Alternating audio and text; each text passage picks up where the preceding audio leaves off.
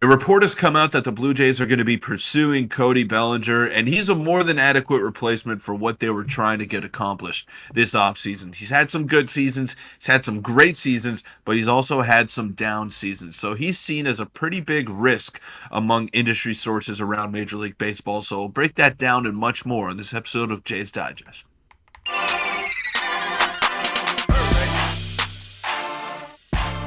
What's up, Jays fans? I'm your host, Peter Vryonis, alongside host Nick Gosse. Now, Cody Bellinger has been on our radar for a long time here, Nick. He's been on my personal radar. I want the Blue Jays to get this deal done. I know it may be a lot of money. It may be too much for a guy that has had two horrible seasons and then one really good year, but the power wasn't necessarily where it was at pre-injury. So, sure, it could be a risk. But in my opinion, he's only 27 years old. He's exactly what the Blue Jays need in this lineup, a left-handed power hitter who can play multiple positions. And I would just do it. I would get it done. It doesn't matter what the dollar figure is. It doesn't matter what the years are. This is a guy that can help you win right now. And maybe he's not Shohei Ohtani, but in my opinion, this is a player that the Blue Jays absolutely need to get. Yeah, aside from maybe a major trade target, he's probably and is the best option remaining in the free agent market. So before we break down these new reports, a quick reminder to hit the subscribe button. We're on the road to 12,500 by Christmas. So about 70% of you guys aren't subscribed. Scroll down, and if you want, click that button. Now, Peter, a lot of reports came out, one of which today by Bob Nightingale, saying that the Blue Jays are favorites to sign Cody Bellinger. That is his prediction that the Jays are going to get Cody Bellinger. Now, Ohtani, we're kind of over it now, I think. I think I'm over that part of this free agency. Now we're shifting our focus to Cody Bellinger. And this dropped yesterday. The Jays, Cubs, and Padres all had expressed interest in Jung-Ho Lee before he signed his 6-year contract. And the center fielder, Cody Bellinger, is now squarely on the team's radar. Now, Peter, this is interesting because obviously Jung-Ho Lee signed a massive contract yesterday with the Giants, and apparently the Giants are still in on it. But a lot of sources are saying that now that the Giants spent so much on Jung-Ho Lee, there's a chance that the Jays will have a better opportunity to get Cody Bellinger, maybe only competing with the Cubs instead of the Giants. And then more reports are surfacing now saying that his prediction, this is Bob Nightingale, that his prediction for Cody Bellinger is the Blue Jays. And I'll read in this article more in depth in a second. But Peter, what are your thoughts on, I guess, the Lee signing, how it could affect Bellinger? And again, your thoughts on Bellinger going forward, which is going to be a pricey addition to this team. It's a lot of money for Jung-Ho Lee, but he's a pretty good player.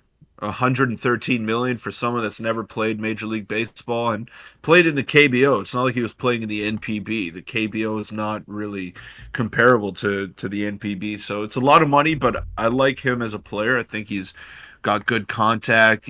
Great speed in the outfield, can play good center field. So who knows? Let's hope that works out. I mean, if any team is going to sign a pure contact hitter, it's probably the Giants because he's going to hit a lot of triples in that ballpark. So good for him for getting his money. Good for the Giants for finally getting a big-time free agent. But when it comes to Cody Bellinger, this is a lot of people will see this as a desperation move, Nick, because you didn't get Shohei Ohtani, you didn't get Juan Soto, so now you're pivoting to Plan C, maybe even Plan D on some people's lists in Cody Bellinger. I don't see it that way. I think he's a really good player, and yeah, everyone's referencing the down seasons that he had before last year. Everyone's saying, he got lucky. He got very good expected batting average or whatever advanced stat they want to use to discredit his numbers from last year. Sure, you could say that he could regress. It's possible, but I think he's healthy now. I just think this is the kind of player that he is. He couldn't throw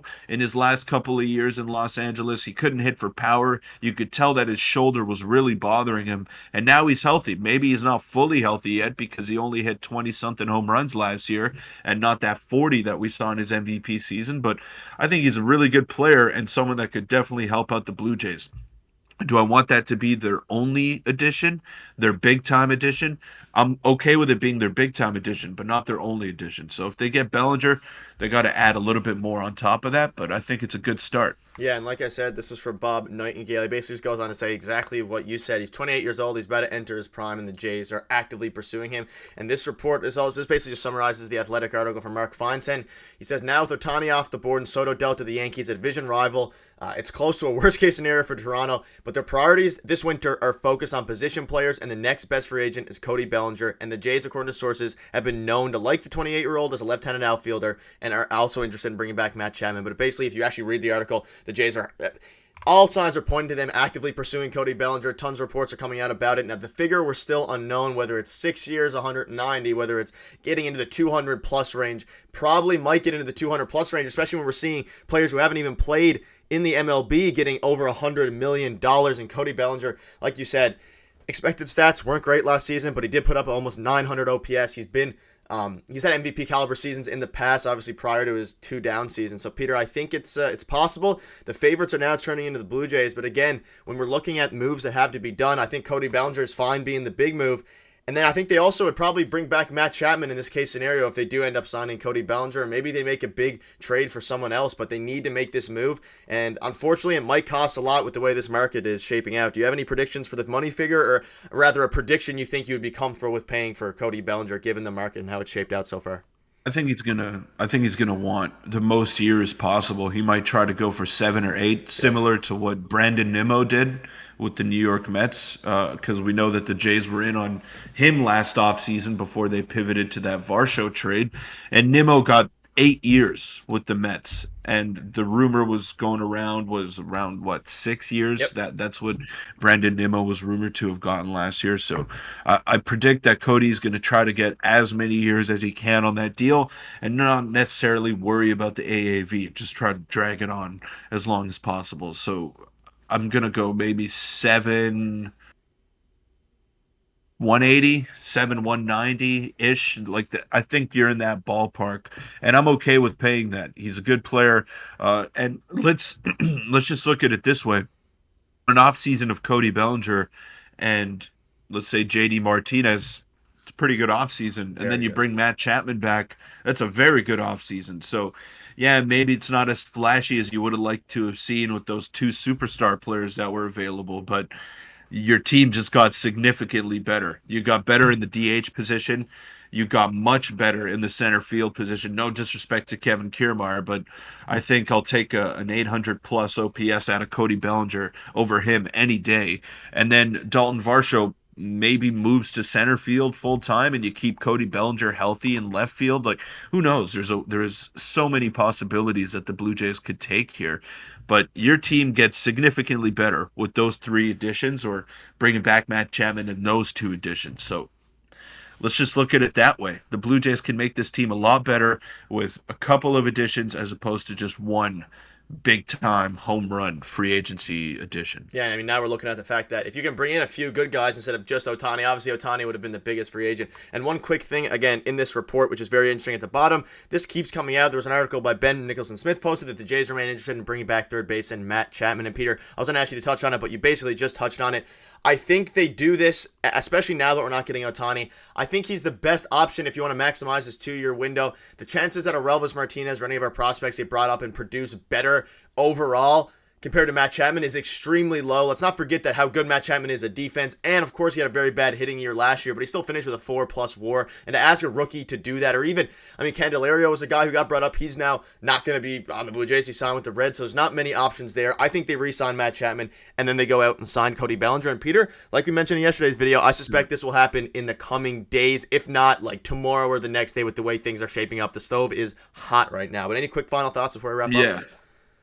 Yeah, the stove's getting hot, and the pressure's mounting here on Ross Atkins and the rest of the front office, because every other team is making moves. Even the Detroit Tigers are making things happen here The in the Royals are on a offseason. So heater. it's your move now. Yeah, the Royals have made a couple of moves here in the past few days. Like, let's get something done here. I know you don't want to rush into it, and you want to get the most possible value out of a trade or a free agent signing. But at the same time, there are other teams that are looking to do the same moves that you're trying to do here. So get something done. The time is ticking, and got to make this team better. And you're talking about Matt Chapman maximizing the 2-year window. I think you could even trade for a third baseman. That's Put possible. all your eggs in that basket. We mentioned Jose Ramirez a couple of times.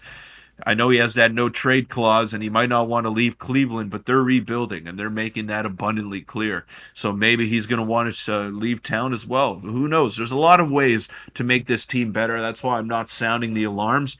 If 2 weeks go by now and Ross Atkins doesn't make a move, then maybe I'll be a little bit concerned.